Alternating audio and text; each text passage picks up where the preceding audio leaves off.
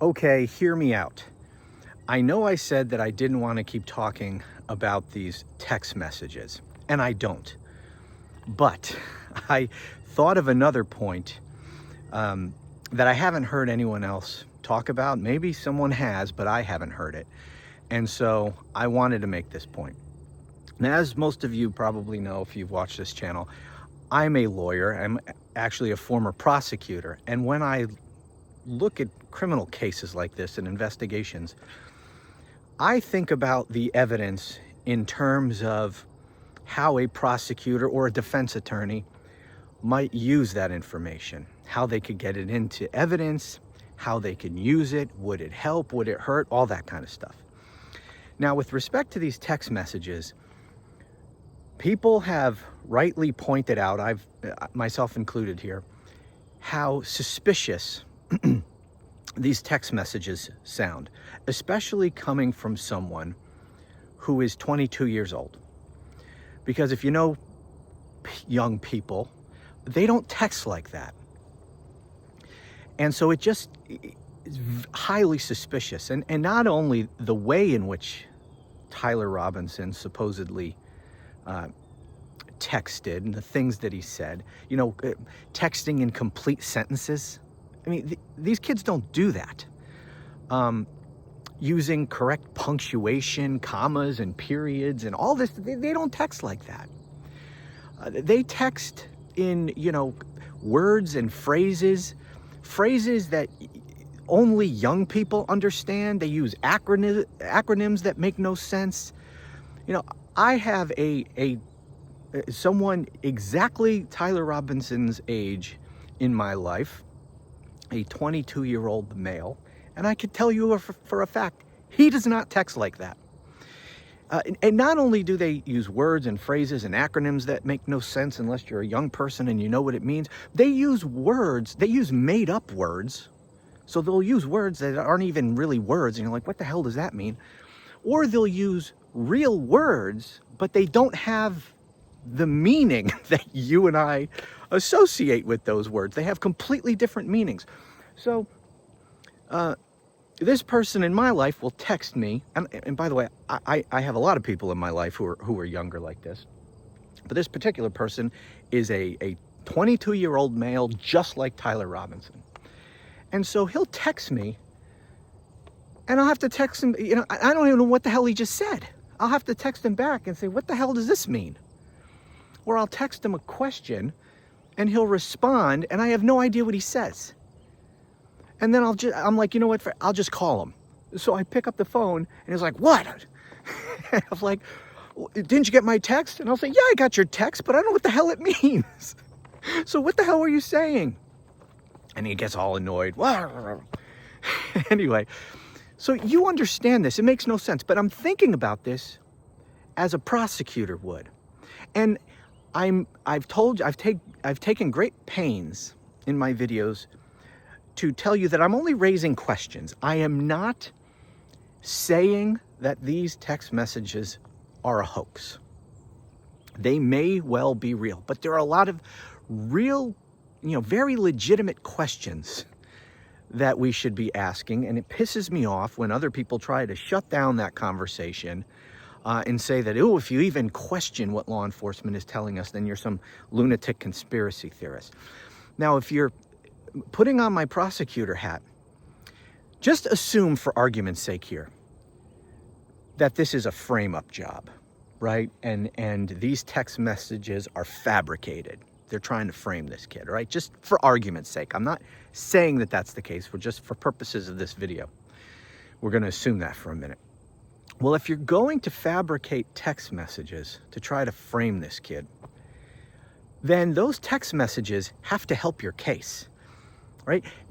And in those text messages, it was a confession. He confessed to every major part of it.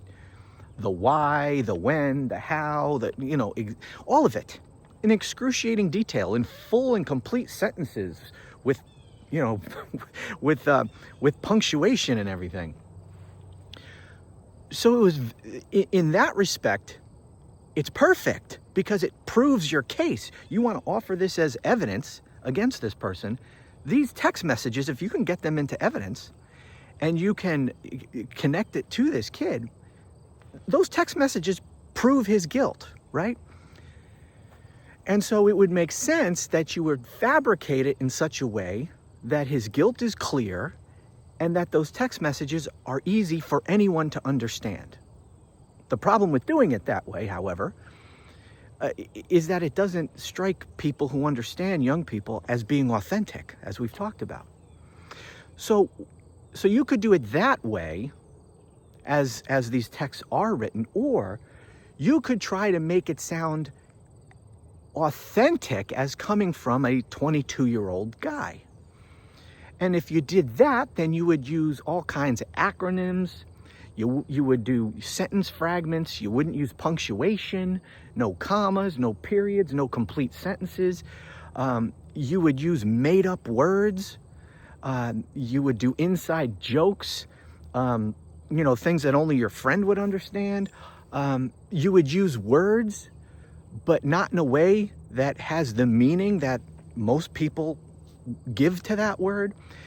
And so you would have this text message chain that, as a piece of evidence, if you're going to offer it as evidence of this person's guilt and you're a prosecutor, those text messages have limited utility for your attempt to prove this person's guilt, because they don't make any sense. At the very least, you're going to be arguing back and forth with the defense throughout the trial about what these text messages even mean, because they would be completely open to interpretation. The prosecutors would say, oh, well, this sentence fragment we think means this, and this 3-letter non-word acronym, I guess it is, we think it means this. And the defense would go, what the hell? That doesn't even make any sense. We think it means this. And so you'd be going back and forth arguing over nonsensical words and sentence fragments and acronyms. And so there would be limited value in that text message if you tried to make it sound as authentically coming from a 22-year-old guy. That what you would have to come up with would have limited evidentiary value. And remember, in a criminal case, you have to prove your case beyond a reasonable doubt, and the verdict must be unanimous. That is a high burden of proof.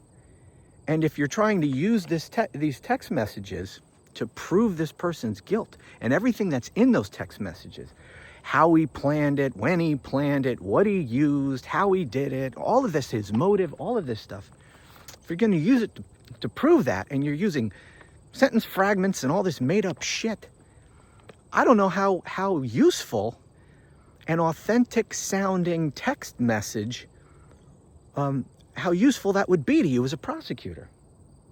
So if you're trying to frame this guy, you're gonna have to have a debate with all the other people you're conspiring with, and the debate would be like, do we make this sound authentic, like it's coming from a 22-year-old, and use sentence fragments, or should we just say fuck it and just write it out in complete sentences so that everybody can understand and there's no debate about what this person means? I'm just saying, okay? I'm not saying that that's what happened. I want to make that clear. I'm not saying this was a frame job, but I'm just saying that that would be an explanation, if it were a frame job, as to why these text messages sound the way they do and don't sound as if they authentically came from a 22-year-old guy in the year 2025. Anyway, those are just my thoughts. And I'm not going to end by saying, that's it, I'm not going to talk about this stuff anymore, because the last time I said that, it didn't even last 24 hours. So we'll see. I don't intend to keep on talking about this, but who knows? If I have more thoughts, I'm going to share them with you. That's the purpose of this channel. And as always, I thank you for watching, and I'll talk to you again soon.